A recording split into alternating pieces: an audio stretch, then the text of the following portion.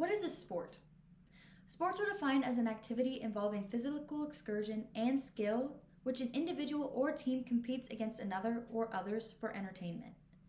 If that is what a sport is, why is cheer not considered to be a sport? Although cheerleading is seen as merely a group to cheer on others, cheerleading should be considered a sport because it requires practices, competitions, and athleticism. Cheer should be considered a sport because it has practices. Cheer is often very stereotyped. They're seen as the fake blondes with pounds of makeup on and no athletic bone in their body. They're seen as the pretty girls who sit on the sideline and cheer on the football team or the basketball team. But in actuality, that's not what cheer is at all. Cheerleaders have to practice. Just like every other sports team, whether it be football or basketball or volleyball, cheerleaders have to practice. They have to practice to learn cheers, dances, stunts, tumbling, and a variety of other skills that cheerleaders need. For example, I'm a cheerleader and we have practices 1 to 2 times a week, and it all depends on what exactly we're practicing for. If it's just practicing cheers for the season, maybe we'll only have 1 a week. But right now, we're practicing a routine that we're going to perform at a halftime of one of our basketball games. So we're having practices maybe once to twice a week that are normally about an hour or 2 long, depending on the day. So just like all those other sports teams, cheerleaders have to practice too. But not only do cheerleaders have to practice, they also compete in competitions. Cheer should be considered a sport because it has competitions. Most people are only aware of traditional cheer, and that's where cheerleaders stand on the sidelines and they cheer on the football team or the basketball team. But cheerleading has become so much more than that.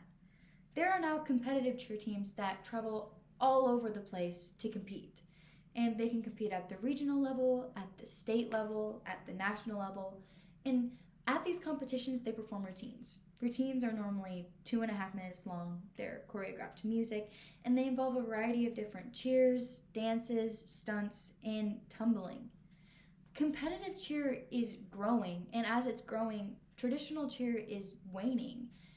And for example, my cheer team, although we're more of a traditional cheer team because we still do the sideline cheering and the cheering at basketball games and football games, but now we're attending cheer camps and we're attending competitions and we're implementing stunts and more dances and cheers into our cheerleading, and we're performing at halftimes, and we've just grown so much from the traditional sideline cheer team that we were into this more competitive cheer team. But for cheer teams to compete and have these practices, they have to be physically fit. Cheerleading requires athleticism. Cheerleaders have to be flexible to perform the skills that they have. They have to perform jumps, high kicks, splits, tumbling, stunts, etc. And to be flexible, they have to do a lot of stretching and they have to condition their body to be like that. But along with flexibility, they also have to be physically fit. For example, bases need to have strong arm muscles and leg muscles so that they can put the flyer into the air and hold her there for the duration of the cheer. Flyers, on the other hand, they have to have strong core muscles and leg muscles so they can hold themselves up in the stunt and to perform the skills in that stunt that they need to do. If they're not fit, this can lead to many potential injuries. Statistically speaking, for female sports, cheer is the #1 cause for injuries. And those injuries can range from anything. There's concussions, knee strains, ankle sprains, torn ligaments, fractures, and strained back muscles.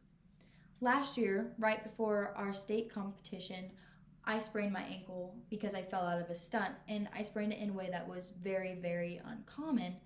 And because of that, I ended up having to tape my ankle and wear an ankle brace for weeks afterwards.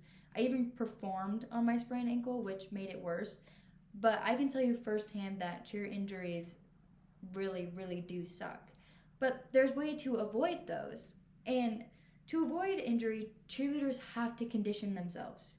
We do weight training and stretching and conditioning and endurance runs. We have to do all sorts of things to keep ourselves physically fit, just like every other sport. People see cheer as merely a group to cheer on others, but it has grown into such a competitive activity. We now have the opportunity to compete in competitions, to attend cheer camps. We have to attend numerous practices throughout the year, and we have to keep ourselves physically fit. If cheerleaders put in just as much effort as every other sport, why are we not treated the same? It's not fair. I implore you to consider cheer as a sport. Although cheerleading is often seen as a group that cheers on others, it should be considered a sport because it requires practices, competitions, and athleticism. Cheerleaders have to attend weekly practices just like every other sport. They can compete in competitions that involve a variety of different skills, and they have to stay physically fit. Why should cheer be singled out as only an activity when they contribute just as much as any other sport?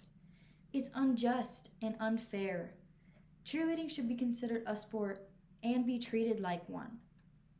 I really hope that I have urged you to consider cheer a sport, and I thank you for listening.